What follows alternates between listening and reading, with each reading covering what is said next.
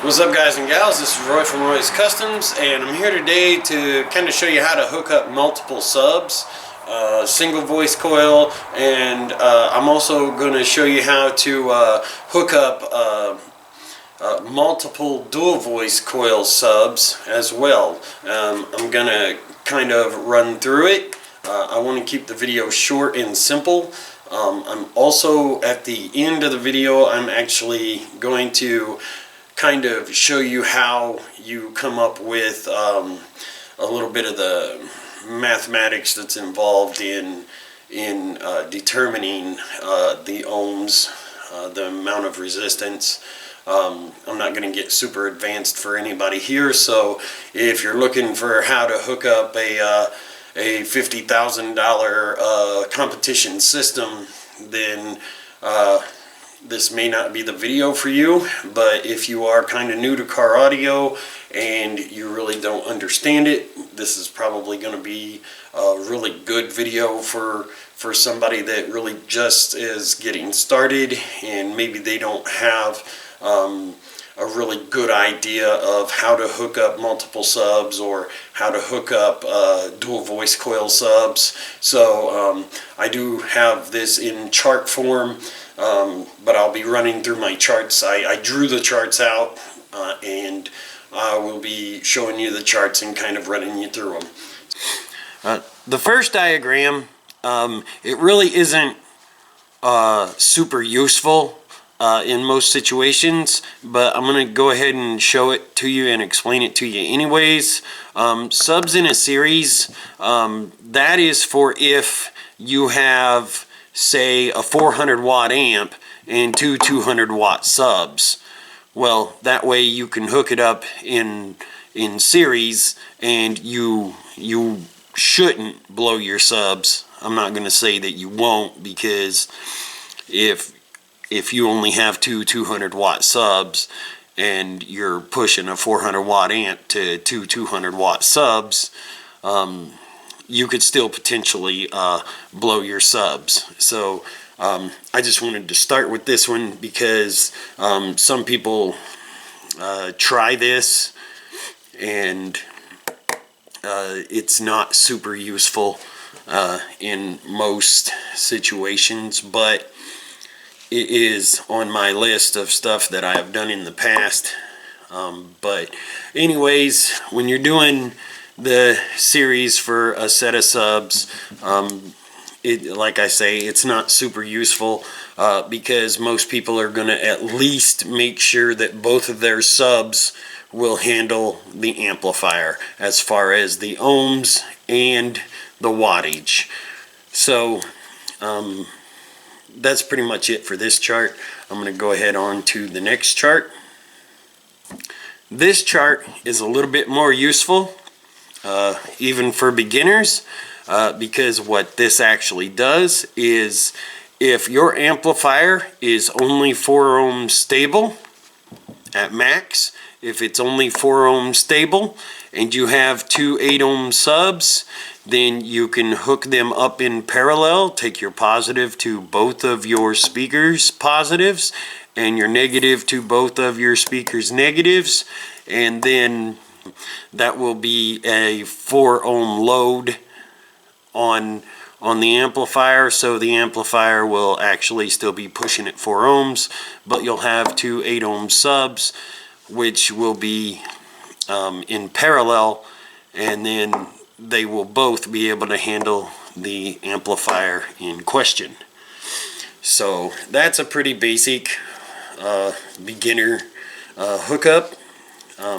If you have two 400 watt 8 ohm subs and you have a 400 watt 4 ohm amplifier, then the amplifier will push the subs quite well at 4 ohms. So there's that way of hooking them up, which is another relatively basic way to hook them up.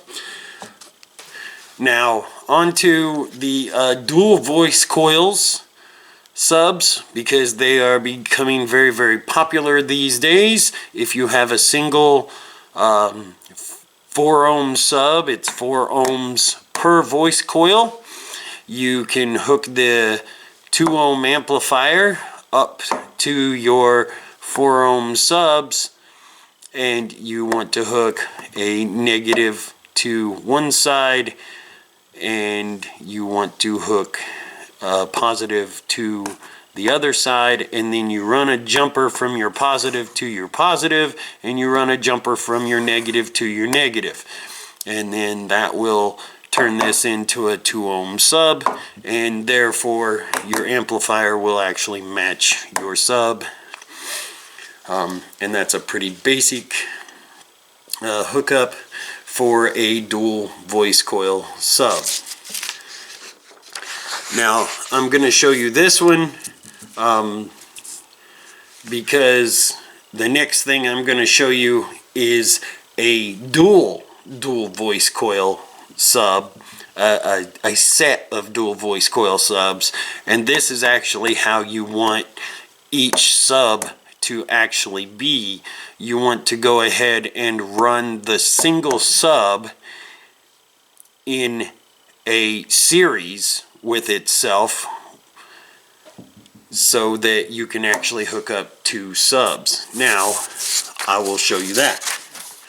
Now that you have your jumper wire from a negative to a positive and from a negative to a positive on your dual voice coil subs, what you want to do is you want to run a negative to your first sub and a positive to your first sub on your second voice coil, and then you want to run your positive to your positive on your second sub, and then you want to run a negative to the other negative on your second sub from your first sub.